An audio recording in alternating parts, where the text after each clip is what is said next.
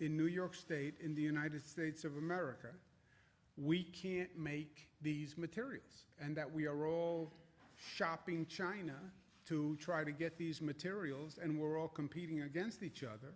These are not complex materials. And we will work with New York manufacturers. We'll finance the transition necessary to make these materials. I mean, we talk about them as if they're very complicated. This is an N95 mask. This is it.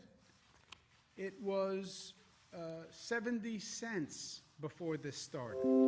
It's now as high as $7. But this is all that an N95 mask is. It's fabric, it's material, the FDA has the specifications, and then it's 2 pieces of elastic cord. It can't be that we can't make these. This is a gown. We call them gowns. This is a gown. There's nothing sophisticated about the manufacturing of this garment. Not to degrade the garment. There's nothing sophisticated about the material. It can't be that companies in this country and in this state can't transition to make those supplies quickly. Again, I understand if there's a financial burden, we will address that and we will work with you. So please contact us. Javits is going to be converted to a COVID facility. The original plan was to use Javits. Javits is a state convention center.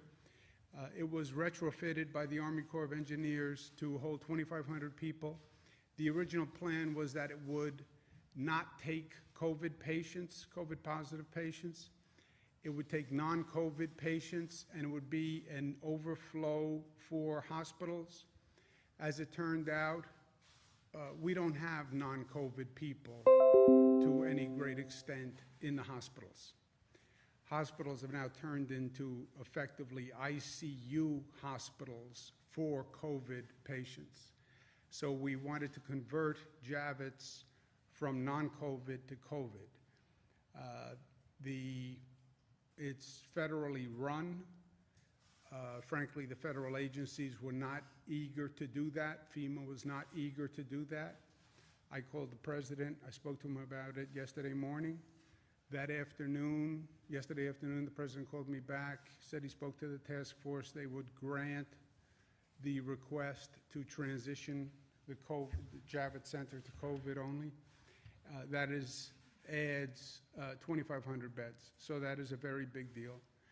And I thank the president for doing it. He did it despite the fact that the federal agencies were not eager to do it, and he did it quickly. So I thank him for that. It's a big deal for us. We're still challenging, we still have the challenge of ventilators. We don't have enough, period. This situation is very simple now. People come in, they're almost all COVID people. Ironically, the number of non-COVID cases has dropped because so many things are shut down that you don't have the same number of automobile accidents or people getting hit by cars. You don't have the same crime rate. So you don't have the same number of trauma cases coming into a hospital. They are COVID cases, and many of them go right to the ICU. In the ICU, you need a ventilator. And if you don't have a ventilator, the process stops, and we don't have enough ventilators. We're doing everything possible, splitting of ventilators, using BiPAP machines by this new protocol, using the anesthesia ventilators. We're talking to the federal government to be as helpful as they can from the federal stockpile. But in truth, I don't believe the federal stockpile has enough to help all the states, because you can't buy the material at this point. We're still trying to buy from China. We're working with Alibaba, which has been very, very helpful to us. I spoke to Jack Ma and Mike Evans, who is the president, and they have been personally gracious and very, very helpful in trying to get us to source material from China. But we're going to have to redeploy ventilators from across the system. In other words, there are hospitals that have ventilators. There are hospitals that have PPE equipment.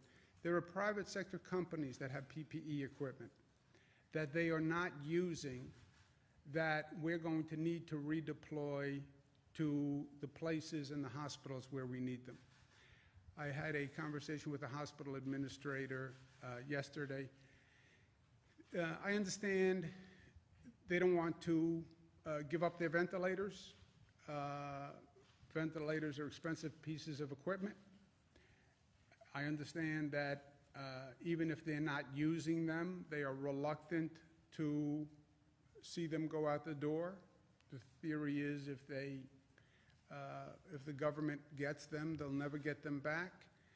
I understand that, but I don't have an option, and I'm not going to get into a situation where we know we are running out of ventilators and we could have people dying because there are no ventilators, but there are hospitals in other parts of the state